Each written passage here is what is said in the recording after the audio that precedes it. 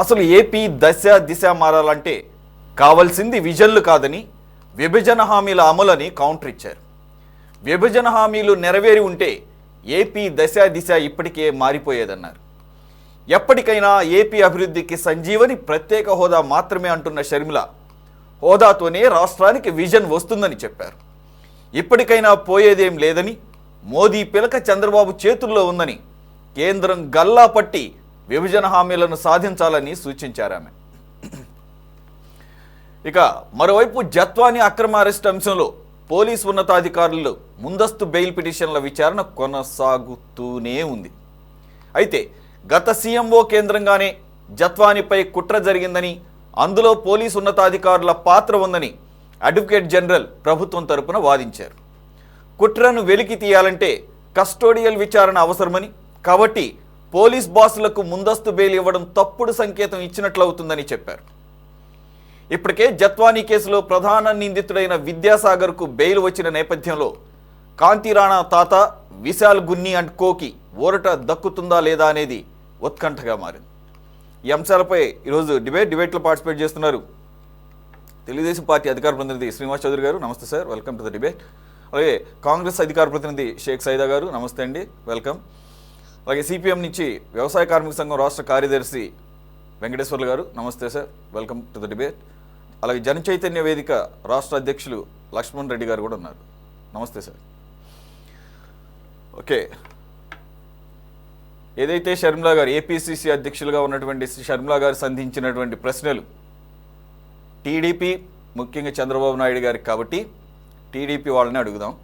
శ్రీనివాస్ చౌదరి గారు, మళ్ళీ నేను రిపీట్ చేయను. ఆవిడ చాలా ప్రతి అంశాన్ని చాలా క్షుణ్ణంగా కలిగే లాభాలేంటోతో సహా చెప్పారు. 10 సంవత్సరాలు వేస్ట్ అయిపోయింది, మీరు మళ్ళీ ఎప్పుడో 2047 అని చెప్పేసి ఒక విజన్ అంటున్నారు. విజన్ కాదు ప్రస్తుతం కావాల్సింది దశ దిశ. ఆ దశ దిశ డాక్యుమెంట్తో సాకారం కాదు. ఆల్రెడీ మనకు ఉన్నటువంటి హామీలు, కేంద్రం ఇచ్చినటువంటి హామీలు రాష్ట్ర విభజన సందర్భంగా అప్పట్లో ఉన్నటువంటి యూపీఏ సారథ్యంలోని కాంగ్రెస్ పార్టీ ఇచ్చినటువంటి హామీలను నెరవేర్స్తే సరిపోతుంది. కొత్తగా విజన్ డాక్యుమెంట్లు అవసరం లేదు. అన్ని రకాలుగా రాష్ట్రం అభివృద్ధి చెందాలి అంటే, ఏ అంటే అమరావతి, పి అంటే పోలవరం అంటున్న అదే టీడీపీకి సూచిస్తూ అమరావతి అంటే రాష్ట్ర రాజధానికి పూర్తి స్థాయిలో నిధులు ఇవ్వటం అప్పుడు కాంగ్రెస్ పార్టీ పెట్టినటువంటి ప్రతిపాదన, అది విభజన హామీల్లో ఉంది. పోలవరాన్ని కేంద్రం బాధ్యతగా తీసుకొని జాతీయ ప్రాజెక్టుగా గుర్తించినందున దాన్ని ఇప్పటికే పూర్తి చేసి ఉండాల్సింది, అది జరగలేదు. ఇవి రెండు మెయిన్ అయితే ఇంకా చాలా విభజన హామీలు ఉన్నాయి. విశాఖ విజయవాడ మెట్రో దగ్గర నుంచి స్టార్ట్ చేస్తే వైజాగ్ చెన్నై ఇండస్ట్రియల్ కారిడార్ దగ్గర నుంచి బుందేల్ఖండ్ తరహా ప్యాకేజీలు వెనుకబడిన ప్రాంతాలకి, అటు ఉత్తరాంధ్ర రాయలసీమకి, ఈ రకంగా ప్రతి అంశాన్ని ఆవిడ మళ్ళీ క్రోడీకరిస్తూ మీరు మర్చిపోతే గుర్తు చేస్తూ ఉన్నారు. ఏంటి ఇప్పటికైనా కూడా సమయం మించిపోలేదు. లక్కీగా ఇప్పుడు ఎన్డీఏ ప్రభుత్వం యొక్క పిలక అంటే ఆల్మోస్ట్ వారి యొక్క మనుగడ టీడీపీ కొన్నటువంటి సీట్ల మీద ఆధారపడి ఉంది. టీడీపీ అటు జేడీయూ కూడా. బట్ ఇప్పుడు మనం ప్రస్తుతం ఏపీ గురించి మాట్లాడుకున్నాం కాబట్టి టీడీపీ అండ్ జనసేనకు సంబంధించి ఆవిడ ప్రశ్నించారు. అలాగే ప్రత్యేక హోదా ఇప్పటికైనా సాధించుకోవాల్సిన పరిస్థితి ఉంది. అదే సంజీవని అంటున్నారు. మీరు సంజీవని కాదన్నారు, ఆవిడ అదే సంజీవని అంటున్నారు. ఏంటి మరి ఈ విషయంలో మరి విలువైన సూచనలు అవి? ఎప్పుడో మనం ఒక కొత్తగా విజన్ డాక్యుమెంట్ రెడీ చేసుకొని ఎప్పుడో 2047కి టార్గెట్లు పెట్టుకోవడం మంచిదే, కాదంటం లేదు. That is a second phase. First phase ఏంటి, మనకు ఆల్రెడీ ఉంది కదా. ఉన్నదాన్ని వదిలేసి మనం కొత్తగా క్రియేట్ చేసుకొని వాటిని అమలు చేయాలంటే అనేక రకాలైనటువంటి లోటుపాట్లు ఉన్నాయి. ఆర్థిక లోటు ఉంది. వీటన్నింటిని దృష్టిలో పెట్టుకొని ఆవిడ చేసినటువంటి సూచనలకి మీ రియాక్షన్? ఆడియో చూడండి. Yeah sir, okay sir, continue sir. అలాగే మన కామ్రేడ్ వెంకటేశ్వర గారికి, అలాగే సైదా గారికి, కాంగ్రెస్ పార్టీ నేత అందరికి కూడా నమస్కారం. రాష్ట్ర ప్రభుత్వం యొక్క విధానాల వల్ల, గత ప్రభుత్వంలో జరిగిన కష్టాల వల్ల అనేక అంశాల పైన చర్చోపచర్చలుగా అనేక అంశాలపైన మీరు చేస్తున్న డిబేట్లు కూడా చాలా సఫలీకృతమైన ఆన్సర్ రావాలి వస్తుంది. అయితే ఆంధ్ర రాష్ట్రం విడిపోయిన తర్వాత మీరు అన్నట్టు విభజన హామీలు చట్టబద్ధ చేయకుండా కేవలం హామీగా నిలిచిపోయడం వల్ల ఎన్నో రకాల ఇబ్బందులు పడడం, గతంలో 5 ఏళ్ళు మేము ఉండడం, మళ్ళా ప్రభుత్వం మారడం, వాళ్ళు పూర్తిగా మాకు ఈ అవసరం లేదు, హామీలతో పని లేదని చేతులు ఎత్తేయటం, వాళ్ళు దోచుకోవడం, దాచుకోవడం, పంచుకోవడం, వాళ్ళ పనులు వాళ్ళు ఉండిపోయారు. రాష్ట్రం దాదాపు 30 ఏళ్ళు నిక్కిలిపోయిందని చెప్పి మేము కూడా బాధపడుతున్నాం. అయితే విమర్శించే ప్రతిపక్షం లేదు. కాంగ్రెస్ పార్టీ నాయకులు చెప్తున్నారు, సంతోషమే. బలమైన ప్రతిపక్షం కావాలని కోరుకునే వాళ్ళలో మేము కూడా దురదృష్టవశాత్తు జగన్మోహన్ రెడ్డి గారి రాష్ట్రానికి అవసరం లేదు పక్కన పెట్టేశారు. మరి కాంగ్రెస్ పార్టీ తరఫున వాళ్ళు ప్రశ్నించడంలో తప్పేం కాదు, న్యాయమే. ఎందుకంటే మేము ఎవరు ప్రశ్నించినా హ్యాపీగా స్వీకరిస్తాం. 2 మేమే వాళ్ళని అరెస్ట్ చేసేదో జీవో నెంబర్ 1 41 నోటీస్ లో హౌస్ అరెస్ట్ లో ఆలోచన మాకు లేదు. ఏ పార్టీ అయినా సరే, ఎవరైనా సరే రాష్ట్ర సర్వతోముఖి అభివృద్ధి చేసే సూచనలు ఎవరిచ్చినా సరే సంతోషం స్వీకరిస్తాం. ఈరోజు శర్మిల గారు మాట్లాడారు, విభజన హామీలు అమలు చేస్తుంటే రాష్ట్రం అభివృద్ధి చేయాలని. నిజమే, అమలు చేయలే. మేము కొంత ప్రయత్నం చేసాం, మళ్ళీ మా ప్రభుత్వం మారింది. ఇప్పుడు మళ్ళీ ఈరోజు విజన్ 2047 లో మంచి రిజల్ట్ తీసుకొచ్చాం. సంతోషం ఉండాలి, సంపద ఉండాలి, ఆరోగ్యం ఉండాలి. ఈ 3 ఎవరు కాదంటారు నాకు తెలిసి. ఇవి ఉండాలంటే ఖచ్చితంగా ఒక డాక్యుమెంట్ అనేది మనకు ఉండాలి. దీంతో బాబు గారు ఎప్పుడు కూడా విజనరీగా ఆలోచిస్తారు. మరి తప్పన్నారా మీరు నిర్ణయించాలి. మీరు ఒక చదువుకునేటప్పుడు నేను డాక్టర్, ఇంజనీర్ కావాలనుకుంటారు, వేరే వాళ్ళు పోలీస్ కావాలని వాళ్ళ విజన్. అట్లా మన రాష్ట్రం కూడా భారతదేశంలో నెంబర్ 1 రాష్ట్రంగా అభివృద్ధి చెందాలంటే మన యొక్క ప్రాథమిక నిర్మూలన పైన సరైన డాక్యుమెంట్ పెట్టడం, ఎలా ఇంప్లిమెంటేషన్ అంటే ఉపాధి అవకాశాలు కల్పించడం, అలాగే నైపుణ్య వనరుల అభివృద్ధిని అభివృద్ధి చేసుకోవడం, ఇంటింటికి నీటి భద్రత, మంచినీరు తాగడానికి, అలాగే రైతులు వ్యవసాయ సాంకేతికత అంటే మట్టి పరీక్షలు, నాణ్యమైన వంగడాలు, ఎరువులు, అలాగే ప్రపంచీకరణ వ్యవస్థ, లాజిస్టిక్స్ అనమాట. మొత్తం కూడా ప్రపంచాన్ని మన గుప్పెట్లో పెట్టుకొని అన్ని రకాల ఐటీ కంపెనీలు కూడా ఉద్యోగ అవకాశాల కోసం మన దగ్గర తీసుకురావడం, శక్తివంతమైన ఇంధనాలు అంటే సోలార్, విండ్, అలాగే జల విద్యుత్ తగ్గించి రేట్లు తగ్గించుకొని సరైన పెట్రోలింగ్ వ్యవస్థ కూడా చూసుకోవాలని, అన్ని రంగాల్లో పరిపూర్ణ ఉత్పత్తి అన్ని కులాలకి, మతాలకి, అన్ని చేతి వృత్తులకు కూడా వాళ్ళ యొక్క మంచి ప్రాధాన్యత ఇవ్వడం కోసం సమగ్ర విధానాలతో స్వర్ణాంధ్ర, అలాగే అన్ని దశల్లో సాంకేతిక నిపుణులు వాడుకోవాలని ఇలాంటి 10 అంశాలపై డాక్యుమెంట్ పెట్టారు. ఇది చాలా మంది ఆశీర్వదించిపోతున్నారు. చాలా విషయాలు చర్చ కూడా జరుగుతారు. అయితే మన రాష్ట్రం ముందు చాలా పెద్ద టాస్క్ ఉంది. మీరన్నట్టు Amaravati, Polavaram, Vizag zone, Visakha steel plant, అలాగే రాష్ట్రంలో అప్పులు, గతంలో జరిగిన కుంభకోణాలు, శ్వేతపత్రాలు, అనేక అంశాలపైన ఈ రోజు 6 నెలలు గడిచిన చాలా అంశాలపైన మేము సభ్యులు పడుతున్నాం. దీనిపైన రాష్ట్ర ప్రజలు ఇబ్బంది పడకూడదని చాలా అంశాలపైన కొంత కేంద్ర ప్రభుత్వాన్ని ఒప్పించి మెప్పించో ఏదో రకంగా నయానమైన నిధులు తెచ్చుకోవడం, ఈరోజు రాష్ట్రాన్ని పెద్ద ఎత్తున రాష్ట్రానికి ఉన్నటువంటి జీవనాడి పోలవరం పూర్తి చేస్తే రైతుల కళ్ళల్లో ఆనందం చూడొచ్చని ఆలోచనలు ముందుకెళ్తున్నాం. గతంలో ఆ ప్రభుత్వం మొదలుపడేసింది, మళ్ళీ మొదటి నుంచి పోలవరం గైడ్ బండ్ కాడి నుంచి కాపాడు డ్యామ్ కానించి అన్ని ఏర్పాట్లు చేసుకుంటున్నారు. సరే, ఇక్కడ మాకు కావాల్సింది రాష్ట్రం ప్రయారిటీ, వికసిత భారత్, వికసిత ఆంధ్రప్రదేశ్. సో ఇక్కడ షర్మిల గారు మాట్లాడేది ఏంటంటే విభజన హామీలు అమలు చేయకనే, చట్టబద్ధత లేకనే దానికోసం గొడవపడ్డాం, కొట్లాడేసుకున్నాం, గతంలో ప్రభుత్వం వ్యతిరేకంగా నినాదాలు చేసాం, ఢిల్లీలో ధర్నాలు చేసాం, అరెస్టులు అయ్యాం, అనేక అంశాలపైన అంశాలు జరిగాయి. అయితే ఏ విషయమైనా సరే చరిత్రలో గొడవలు పడడం వల్ల యుద్ధాలు చేయడం వల్ల సమస్య పరిష్కారం కాలం, చర్చల ద్వారానే నాకు తెలిసి సమస్య పరిష్కారం అవుతుంది. కాబట్టి ఇలా కాదు, నయానా భయాన ఇప్పుడు ఎన్డీఏ గవర్నమెంట్ లో ఉన్నాము, మంచిగానే వాళ్ళు సపోర్ట్ చేస్తున్నారు. ఇంకా వీలైన వరకు మనం రాష్ట్రానికి రావాల్సిన నిధుల విషయంలో కానీ, పరిశ్రమల విషయంలో కానీ, అభివృద్ధి విషయంగా తీసుకురావాలి.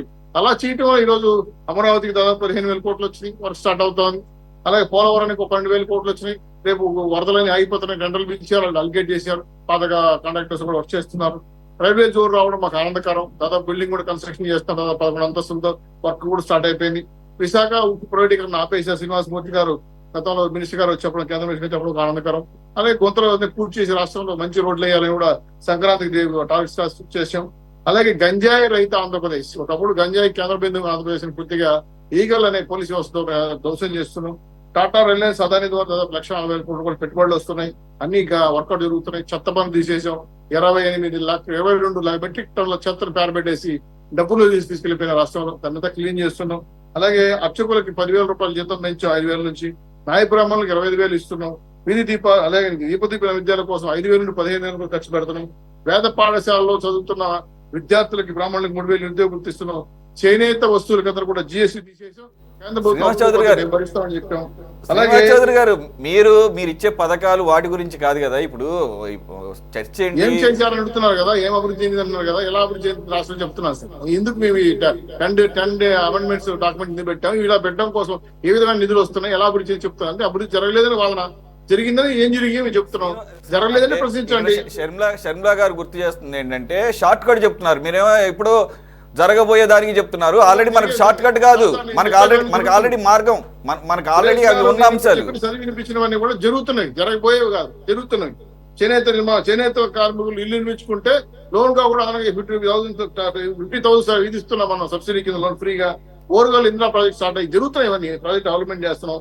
రైతులకి డ్రిప్ ఇరిగేషన్ 90% స్టార్ట్ చేసాం, గత ప్రభుత్వం మూసేస్తే. రాజధాని రైతులకి 5 ఏళ్లుగా 4,000 కోట్ల రూపాయల పైచిలకు కవులు అవన్నీ పెండింగ్ పెడితే ఇమీడియట్ గా బడ్జెట్ కేటాయించి వాళ్ళకి ఇచ్చేసాం. ఇవన్నీ జరిగినవి చెప్తాను, ఎవరు చెప్పట్లా నేను.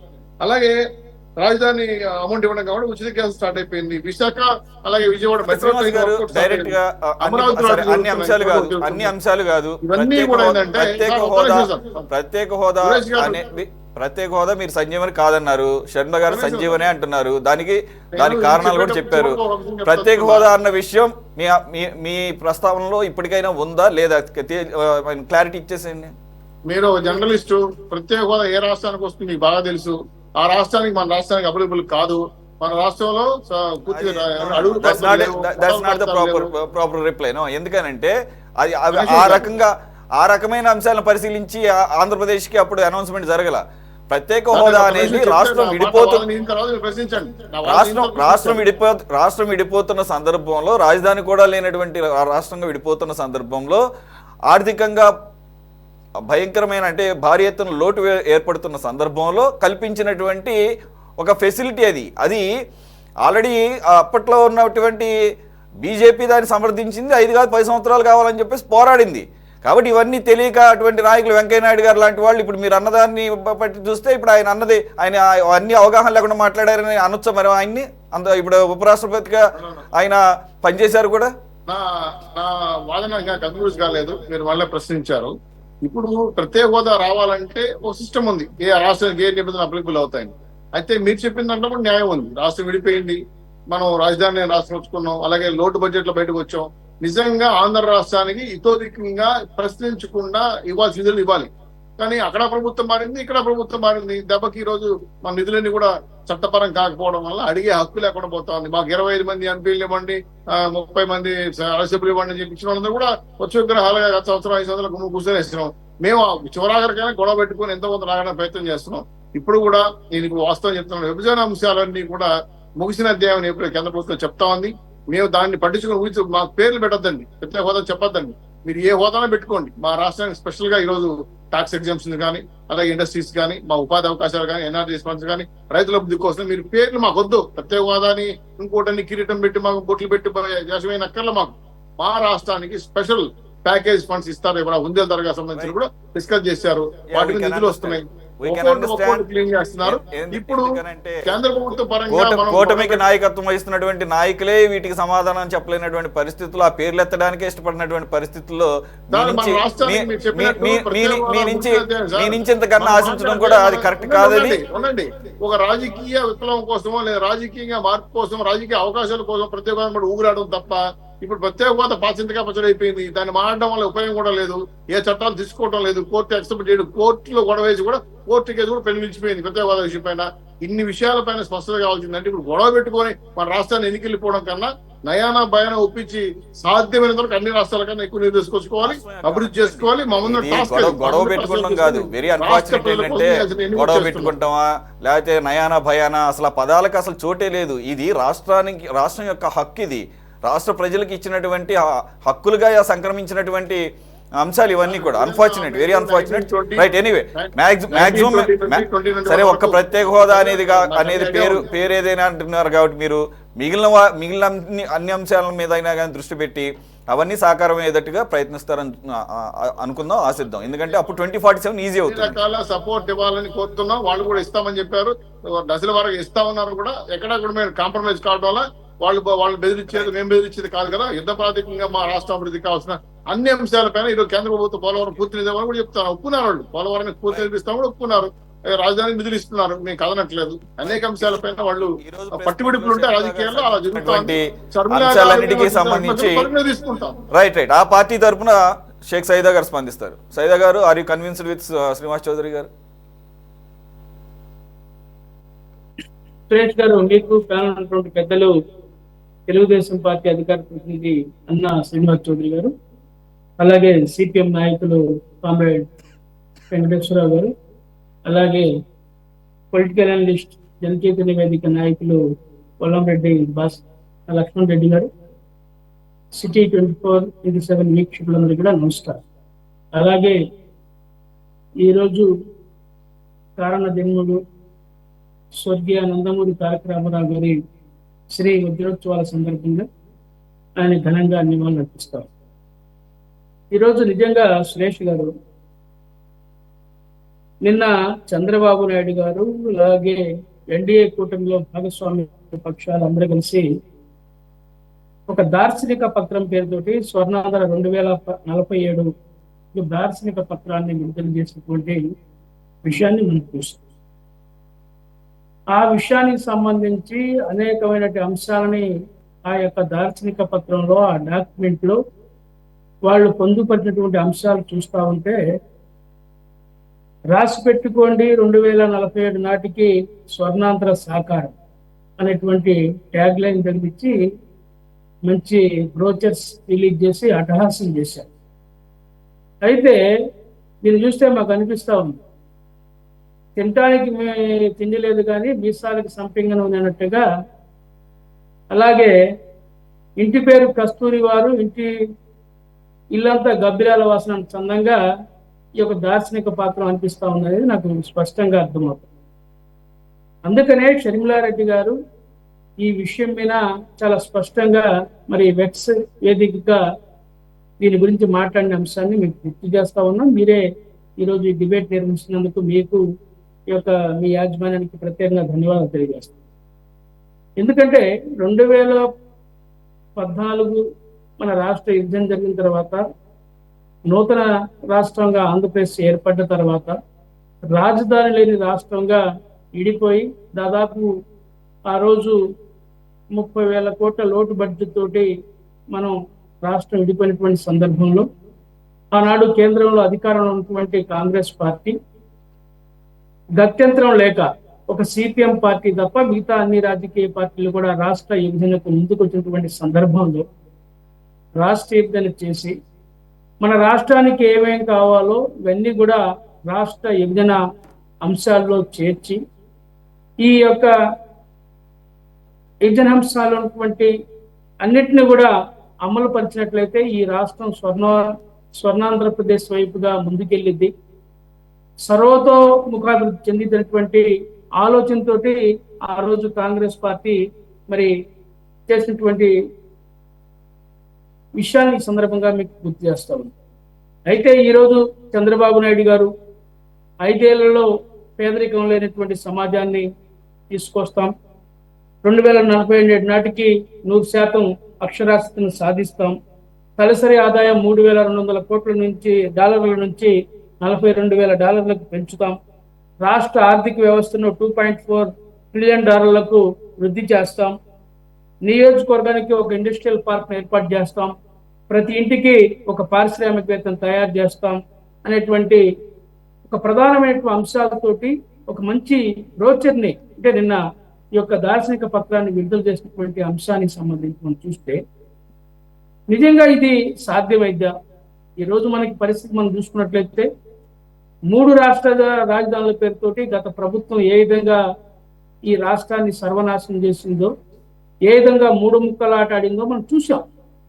రాజధాని లేని రాష్ట్రం ఈ దేశంలో ఏదైనా ఉంది అంటే ఒక ఆంధ్రప్రదేశ్ అన్నది చాలా స్పష్టంగా అర్థమవుతోంది. అలాగే అమరావతి మరి జాతీయ ప్రాజెక్ట్, అది కాంగ్రెస్ పార్టీ ఆ రోజు జాతీయ ప్రాజెక్టుగా అమరావతి మన పోలవరం ప్రాజెక్టు ఇచ్చినటువంటి అంశాన్ని ఈ రోజు మీకు గుర్తు చేస్తా ఉన్నాం. పోలవరం ప్రాజెక్టు చంద్రబాబు నాయుడు కూడా ప్రాధాన్య అంశాల్లో ఏపీ అంటే ఏ అంటే అమరావతి, పి అంటే పోలవరం అని చెప్పి ఆయన 10 సంవత్సరాలు చెప్పుకుంటా వస్తా ఉన్నాడు. 10 సంవత్సరాల కాలం గడిచిపోయింది. ప్రత్యేక హోదా సంజీవిని. ఎందుకంటే మనం ఆ రోజు అందరం కూడా మాట్లాడాం, ఏపీకి ప్రత్యేక హోదా 5 సంవత్సరాలు కాదు 10 సంవత్సరాలు ఇవ్వాలని చెప్పి ఆ రోజే.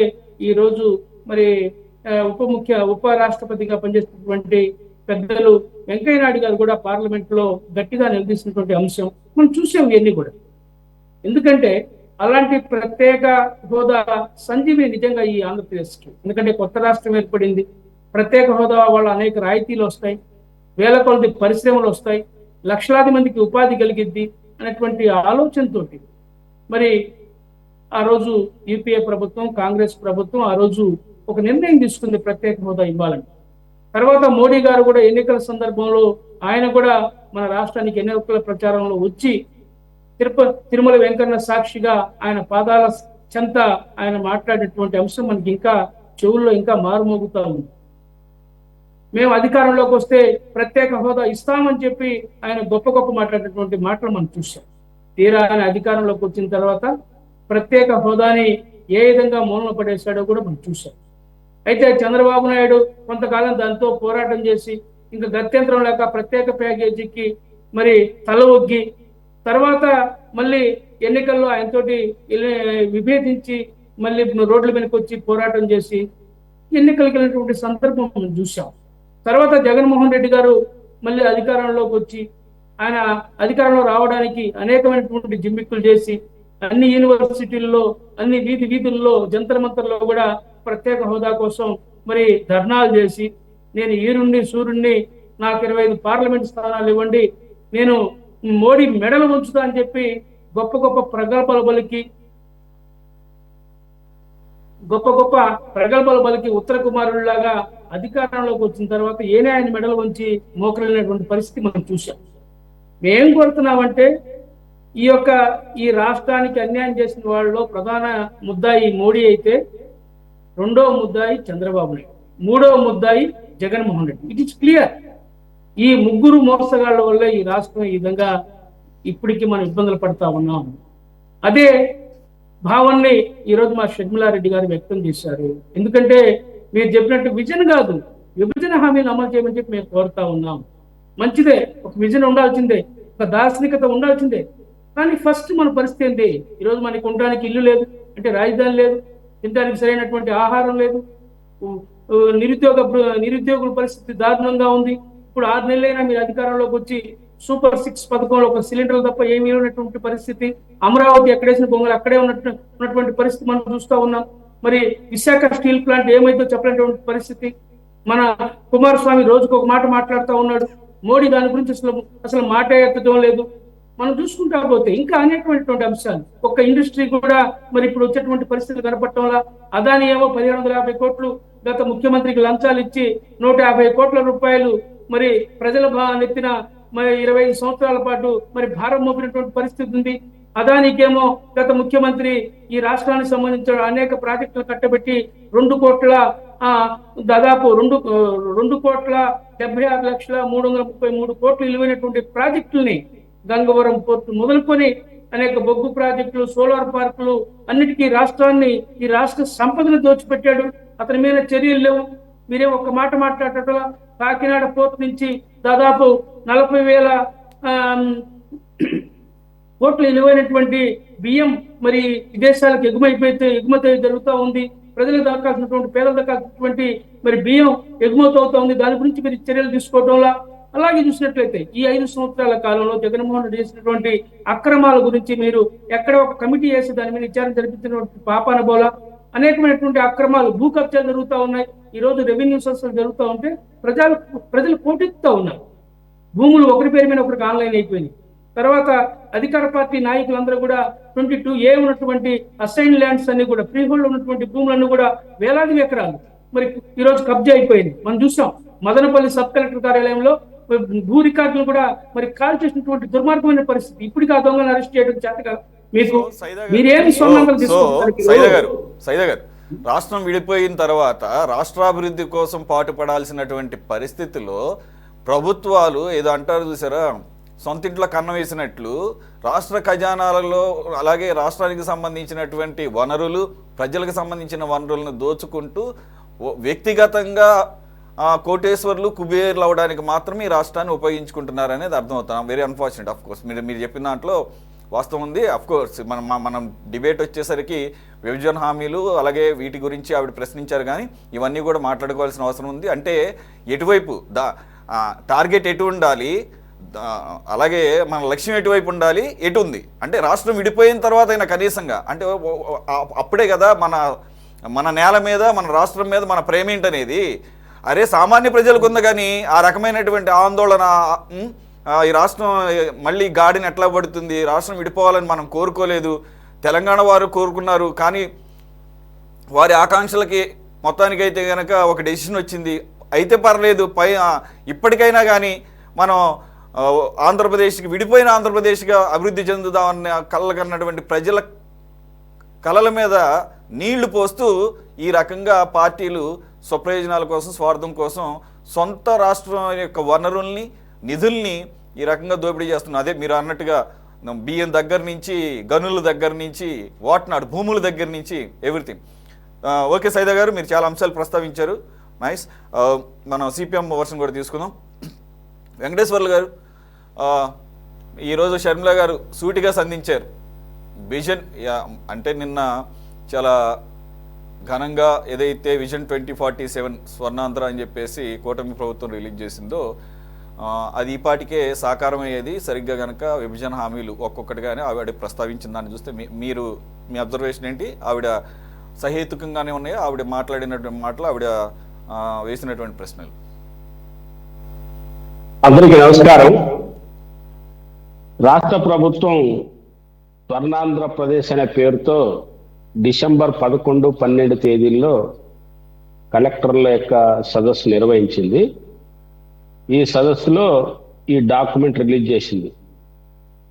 దాంట్లో మెయిన్ లక్ష్యాలు 3 టార్గెట్లు పెట్టుకుంది ప్రభుత్వం. Wealth, health, happiness. సంపద, ఆరోగ్యం, సంతోషకరమైన రాష్ట్రాన్ని తీర్చిదిద్దడమే ప్రభుత్వం యొక్క లక్ష్యమని 10 సూత్రాలని విడుదల చేసింది. నిన్న చివరిగా రాష్ట్ర ప్రభుత్వం తను అనుకున్న లక్ష్యాన్ని నిన్న ప్రకటించింది, బహిరంగంగా ప్రకటించింది. దాదాపు 236 పేజీలతో ఈ బుక్లెట్ విడుదల చేసింది. ఏ ప్రభుత్వానికైనా, ఏ వ్యక్తికైనా, ఏ విద్యార్థికైనా విజన్ అనేది కీలకం, అందులో కాదనలేదు. కానీ సాధ్యాలు ఏమిటనేది ఇందులో మనం గ్రహించాల్సినటువంటి అంశం. సాధారణమైనటువంటి కూలి కుటుంబం, నేను అదానిలాగా అవుతాను, లేదా ఒక సాధారణమైనటువంటి గుమస్తా పని చేసేవాడు నేను అంబానీ అవుతాను, లేదు మామూలు సాధారణమైన చదువుకున్నటువంటి కూలినాలు చేసుకున్న ఒక వ్యవసాయ కార్మికుని నేను రేపు IAS అవుతాను అంటే ఊహకందనటువంటి లక్ష్యాన్ని నిర్దేశించుకోవడం అనేది ఇది ఆకాశానికి నెచ్చినేసినట్టు ఉంటుందేమో అనేది నా అభిప్రాయం. ఎందుకంటే ఇది కొత్తగా కాదు. చంద్రబాబు నాయుడు గారు విజన్ 2020 కూడా పెట్టారు. అప్పుడు చాలా కామెంట్లు చేశారు, ఈ పదం వాడడం కరెక్ట్ కాదు, కానీ ఇప్పుడు విజన్ 2020 ఏమన్నారో ఆ రోజు మనకు అందరికి తెలుసు. ఇప్పుడు ఆశ్చర్యకరమైన విషయం అంటే 10 సూత్రాల అమలు కోసం మంచి పథకమే. కానీ దీంట్లో మీరు చూస్తే ఆ 236 పేజీల్లో ఒక 20 పేజీలు మీరు చూస్తే 2047 నాటికి $2.4 ట్రిలియన్ సృష్టించడము ప్రభుత్వం యొక్క లక్ష్యం. అంటే $2.4 ట్రిలియన్ అంటే మరి బహుశా ఎందుకో లక్షలు మన డబ్బుల రూపంలో చెప్పలే, ఎందుకో చంద్రబాబు నాయుడు గారు డాలర్ రూపంలో చెప్పాడు. ఎందుకో మరి అది అర్థం కాని అంశం. ఉదాహరణకి $2.4 ట్రిలియన్ అంటే $1 ట్రిలియన్ అంటే 1,00,000 కోట్లు. అంటే మన భారతదేశ కరెన్సీ ప్రకారంగా 2 కోట్ల కోట్లు. అట్లా అర్థం కాదు, కానీ 1,99,00,000 కోట్లు లక్ష్యం. అంటే భారతదేశ బడ్జెట్ 4 ఇంతలు. మనం చూసారు కదా, భారతదేశం యొక్క బడ్జెట్ 48 లక్షల కోట్లు, అంటే 4 ఇంతలు. ఇది ఆచరణ సాధ్యమేదేనా? ఒకటి. 2, మీరు చూసింటారు ఇప్పుడున్నటువంటి సగటు ఒక వ్యక్తి యొక్క ఆదాయం ఎంత వచ్చే నాటికి, అంటే ఇప్పుడు బహుశా $3,416 సగటు యొక్క మనిషి ఆదాయం అన్నారు. వచ్చే 47 నాటికి $46,000 సంపాదన లక్ష్యంగా అన్నారు. అంటే దీన్ని లెక్కలు తీస్తే ప్రస్తుతం ఉన్నటువంటి ఆదాయంతో పోల్చుకుంటే వచ్చే నాటికి ఒక వ్యక్తి ఆదాయం నాయుడు గారు, ఒక వ్యక్తి ఆదాయం 33,60,000 రూపాయలు. 33 లక్షలు ఒక సగటు వ్యక్తి ఆదాయం. ఎట్లా ఇది? రెండో అంశం, దీన్ని నేను బాగా చెప్తాను, అర్థమయ్యే భాషలో చెప్పాలంటే, ఉదాహరణకి ఈరోజు ఆంధ్ర రాష్ట్రంలో ఉన్నటువంటి ఒక కనీస వేతనం పొందే వ్యక్తి 30,000 రూపాయలు జీతం తీసుకుంటున్నాడు అనుకుందాం అనుకోండి. వచ్చే 2047 నాటికి ఆయన తీసుకునే జీతం ఎంతంటే 4,50,000. అంటే ఈరోజు 30,000 జీతం తీసుకుంటున్నటువంటి ఒక సాధారణమైనటువంటి ఒక చిరు ఉద్యోగి వచ్చే 23 ఏళ్ల నాటికి ఆయన పొందే వేతనం 4,50,000. ఒకటి. రెండు, ఒక సాధారణమైనటువంటి గ్రామీణ ప్రాంతంలో పనిచేసే ఒక కూలి పొందే 300 రూపాయల వేతనం ఈరోజు సగటు వేతనం. వచ్చే 47 నాటికి ఆయన పొందే వేతనం ఎంతంటే 4,500 రూపాయలు. ఇది ఆయన పొందే వేతనం.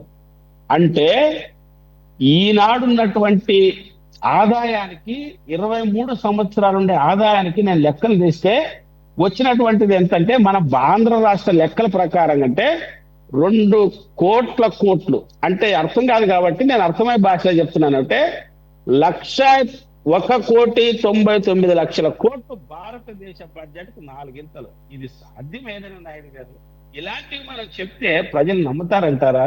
ఇది ఒకటి. రెండవది, 30 లక్షల కోట్ల రూపాయలు పెట్టుబడి.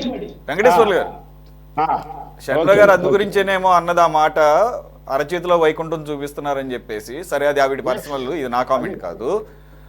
అయితే మీరు చెప్పినదా లెక్కల ప్రకారంగా అది కొంత అతిశయోక్తిగానే ఉంది, కొంత కాదు చాలా అతిశయోక్తిగా ఉంది.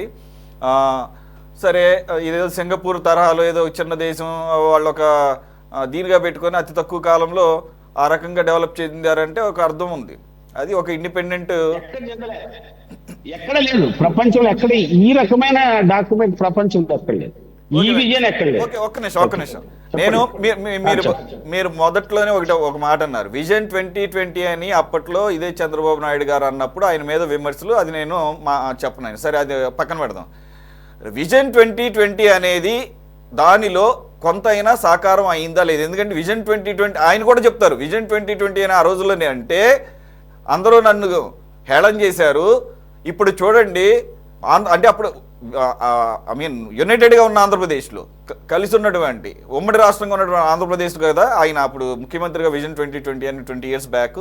దానికి ఆయన హైటెక్ సిటీ రెఫరెన్స్ గాను, ఐటీ రెఫరెన్స్ గాను చేస్తూ ఈరోజు చూడండి 2020 కన్నా ముందే హైదరాబాద్ ఏ రకంగా డెవలప్ అయింది, ఆంధ్రప్రదేశ్ ఒక ఐటీ క్యాపిటల్గా ఎలాగూ, హైదరాబాద్ ఒక ఐటీ క్యాపిటల్గా ఎలా ఉంది. అఫ్కోర్స్ అది తెలంగాణకు వెళ్ళిపోయింది, అది వేరే విషయం విభజన సందర్భంగా. కానీ దానికి రూపకల్పన చేసింది, ఆ మాట మాట్లాడింది నేనే కదా అని చెప్పేసి ఆయన ఒక పక్కన గర్వంగా చెప్తున్నారు. మీరు దానికి కూడా ఆన్సర్ చేయాలి. మరి 2020 అనేది సరే పూర్తిగా కాకపోయినా కొంత సాకారమైనట్లు అక్కడ కనిపిస్తుంది కదా. అంటే హైదరాబాద్ అభివృద్ధి చెందితే మొత్తం ఆంధ్రప్రదేశ్ తెలంగాణ అభివృద్ధి చెందినట్లా అనే ప్రశ్న వస్తుంది. పక్కన పెడదాం. ఓవరాల్గా ఏపీ జీడిపికి ఇతోధికంగా ఐటీ సెక్టారు హైదరాబాద్ ద్వారా లాభపడుతుంది అనేది కనబడుతున్నటువంటి వాస్తవం. సో కొంతన్నా అది సాకారం అయిందా లేదా? లేదు లేదు లేదు. ఎందుకు లేదు లేదు అంటున్నట్టే, హైదరాబాద్ 100 సంవత్సరాల చరిత్ర కలిగినటువంటి ఒక మహానగరం. దానికి ఉన్నటువంటి ఒక ప్రత్యేకత ఏమి చేయలేదా అంటే మనం అనొచ్చు, ఇది చేసాం కదా, హైటెక్ సిటీ చేశాం. ఏమిటి హైటెక్ సిటీ? ఐటీ రంగం వల్ల వచ్చినటువంటి అభివృద్ధి అది 100 సంవత్సరాల యొక్క చరిత్ర నేపథ్యం. దాన్ని పక్కకి పెడదాం. విజన్ 20 అని ఇప్పుడు మన రాష్ట్రం విడిపోయిన వెంటనే వచ్చింది ముఖ్యమంత్రి చంద్రబాబు నాయుడు గారే 2014 నుంచి 2019 దాకా. మరి ఈ 5 సంవత్సరాల్లో ఈ రాష్ట్రంలో విజన్ 20లో 15 years తీసేద్దాం, 5 ఏళ్ళు ఆయన చేతిలో ఉంది. ఈ 5 ఏళ్లలో విభజిత ఆంధ్ర రాష్ట్రంలో ఈ ఒక్క పరిశ్రమ నేను స్థాపించాను, అంటే ఒక ప్రభుత్వ రంగ పరిశ్రమ స్థాపించాను, ఇంతమంది రైతులకి ఇది చేయగలిగాను, ఇంత భూ పంపిణీ చేశాను, కొత్త ప్రాజెక్టులు ఇన్ని కట్టాను, ఒకటి చెప్పమనండి. ఎక్కడా అది జరగలేదు. రెండవది, మీరు పోలవరం సంబంధించినంత కూడా మీరు చూస్తే ఆ గడిచిన 5 ఏళ్ళు కానీ ఈ 5 కానీ ఇప్పుడు 2027 అని పెట్టుకున్నారు. నేను ఛాలెంజ్ చేస్తున్నా, ఈరోజు నాయుడు గారికి చెప్తాను, ఛాలెంజ్ చేస్తున్నాను. 2027 వెంకటేశ్వర గారు ఇక్కడ మనం ఉన్నదన్నట్టు ప్రాక్టికల్ గా మాట్లాడుకుందాం. కరెక్టే, మీరు 100 సంవత్సరాలు అంటారు, 400 సంవత్సరాల చరిత్ర ఉంది హైదరాబాద్కి, కాదంటలేదు. నేను ఒక్క నిమిషం సార్, మీరు చూశారు, నేను చూశాను. Hyderabad, what is Hyderabad in 1990s and what is Hyderabad in 2020? Can you, I mean ఆ డిఫరెన్స్ కనపడుతుందా లేదా? నేనేమంటున్నాను అంటే ఒక హైదరాబాదే కాదు, ఈవెన్ ఒక్క నిమిషం సార్, ఈవెన్ చంద్రబాబు నాయుడు గారు కూడా చెప్పుకోవడంలో ఒక్కొక్కసారి కొంత విఫలమవుతారని నాకు అనిపిస్తుంది. ఒకటి, హైదరాబాద్ అంటే హైదరాబాద్, సికింద్రాబాద్ ట్విన్ సిటీస్ మాత్రమే అన్ని దశాబ్దాలుగా, అన్ని శతాబ్దాలుగా. But it is not twin cities anymore now, tri cities. Cyberabad, that Cyberabad made the difference.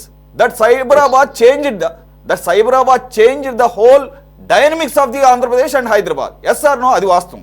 1990 మధ్య కాలంలో ఉన్న హైదరాబాద్ను మనందరం చూసాం.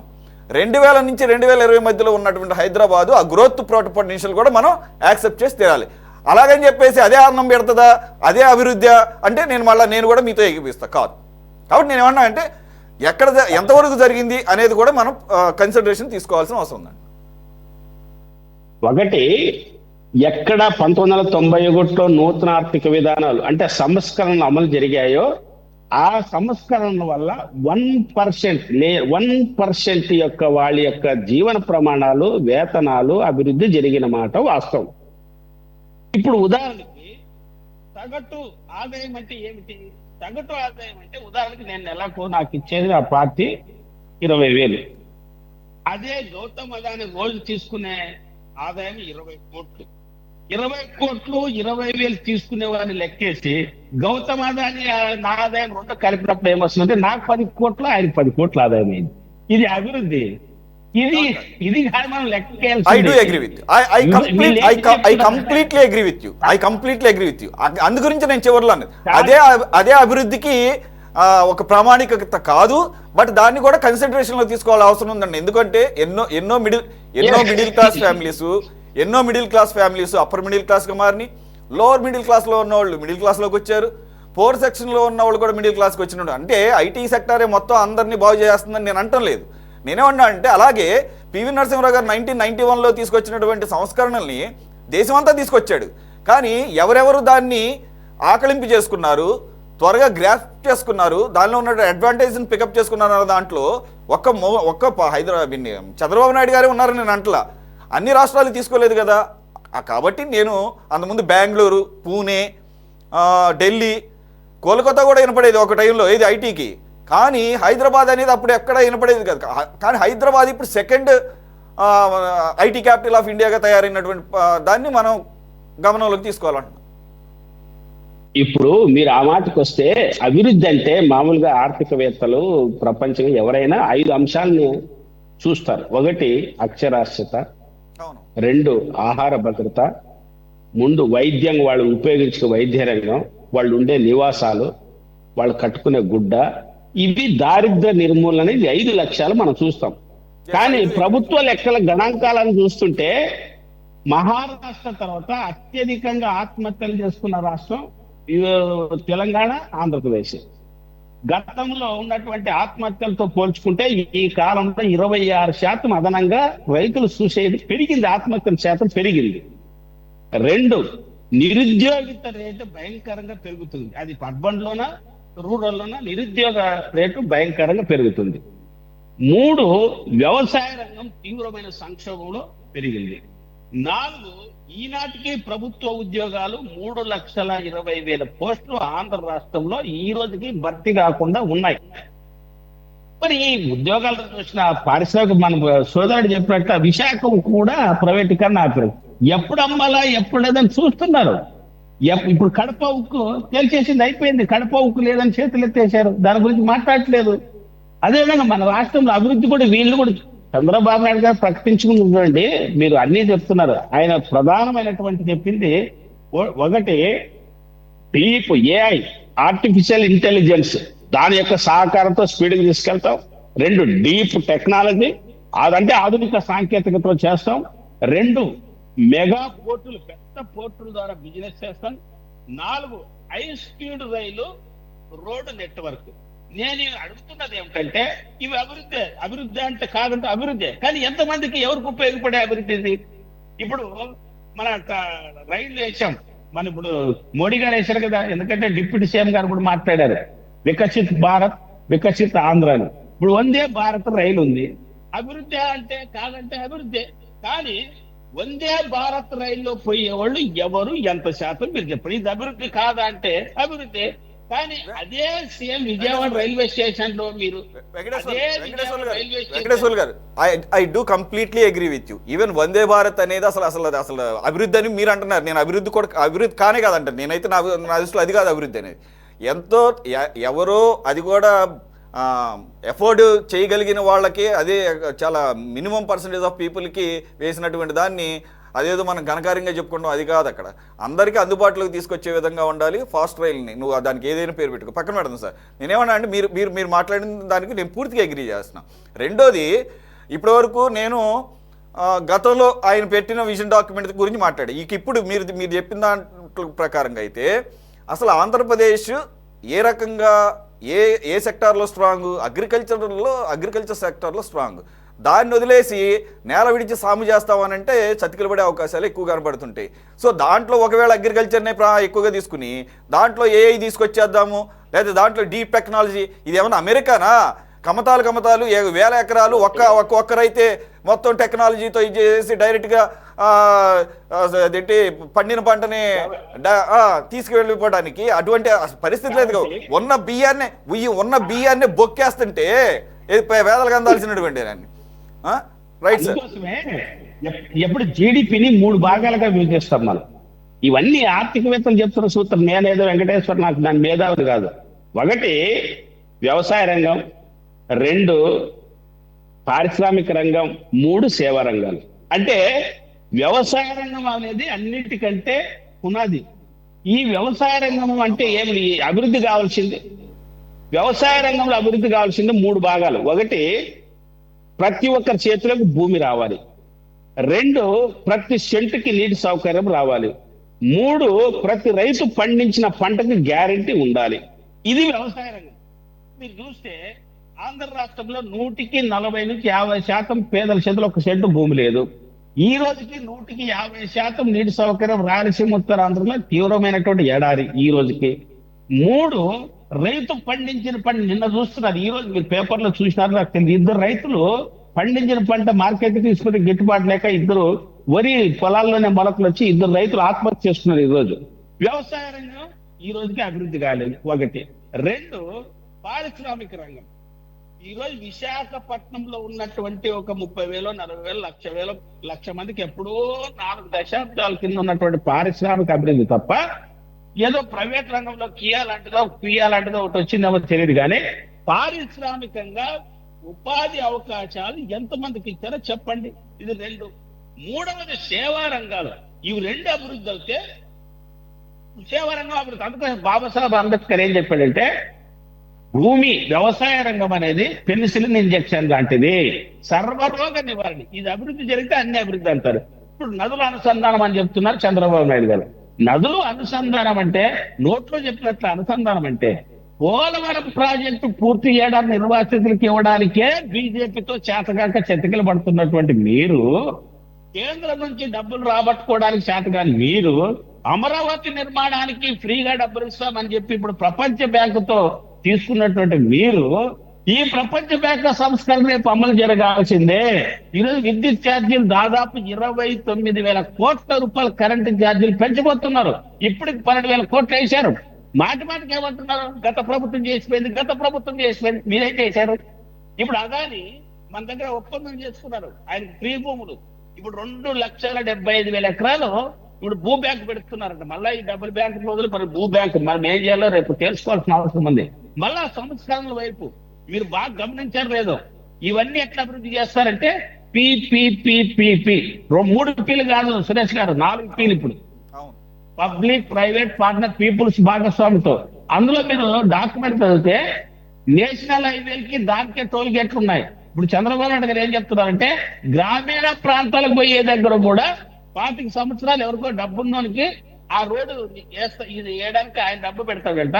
25 ఏళ్ళు ఆ డబ్బుతో ఆ రోడ్డు వసూలు చేసుకుంటాడంట. ఎవడైనా చిన్న ప్రాజెక్ట్ ఒక 1000 కోట్లు ఖర్చు పెడితే ఆ ప్రాజెక్ట్ ఆయనకు అప్పు చెప్తాడంట. 25 సంవత్సరాలు ఆ ప్రాజెక్ట్ కింద రైతులతో డబ్బు మొత్తం వసూలు చేసుకుంటారంట.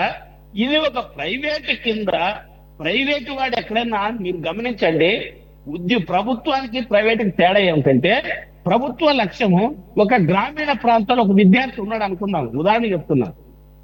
ఆ పిల్లవాడు రాత్రి 10 గంటలప్పుడు ఆ ఊరికి వెళ్ళాలంటే ఆర్టీసీ బస్సు ఒక్కడి కోసమని వెళ్తుంది, అంటే సంక్షేమం ప్రభుత్వం. అదే ప్రైవేట్ బస్సు ఒక ఊరికి ఒక పిల్లవాడు విద్యార్థి ఉన్నాడు వెళ్తాడా?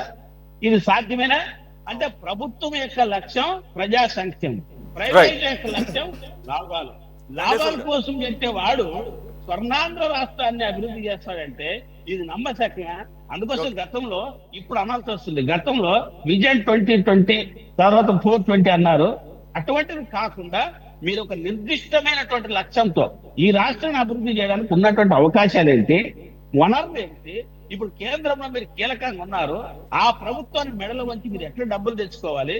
ముందు ఈ విజన్ లక్ష్యం మీరు పెట్టుకొని కాదనిలే, 1, 2, 3 లక్ష్యాలు నిర్దేశించుకోండి. ఏదేమైనా పోలవరం పూర్తి చేయాలి. 2 రాష్ట్ర రాజధాని పూర్తి చేయాలి. 3 విభజన హామీలు చేస్తే పరిశ్రమలు బాగంతగా పరిగెత్తుకొని వస్తాయి, వాటికంతగా పరిగెత్తుకొని వస్తారు. ఒకప్పుడు 1990 సంవత్సరాలకు ముందు మీరు అనుకుంటున్నారు చాలా రాష్ట్రాలు 99 సంవత్సరాలకు ముందు వెనకబడినటువంటి రాష్ట్రాలు అత్యంత వేగవంతం మనకంటే దూసుకెళ్లాయి. ఆంధ్ర రాష్ట్ర భవిష్యత్తు చూస్తుంటే ఇటువంటి డాక్యుమెంట్ ద్వారా అభివృద్ధి జరగదు. ఇది ప్రజలు నమ్మించడానికి, మోసం చేయడానికి తప్ప ఇంకోటి కాదు. ఓకే వెంకటేశ్వర గారు, సుదీర్ఘంగా మాట్లాడారు. బట్ చాలా అంశాలు విత్ అథారిటేటివ్ సబ్జెక్ట్ తో మాట్లాడారు కాబట్టి మీకు ఎక్కువ సమయం కేటాయించాను.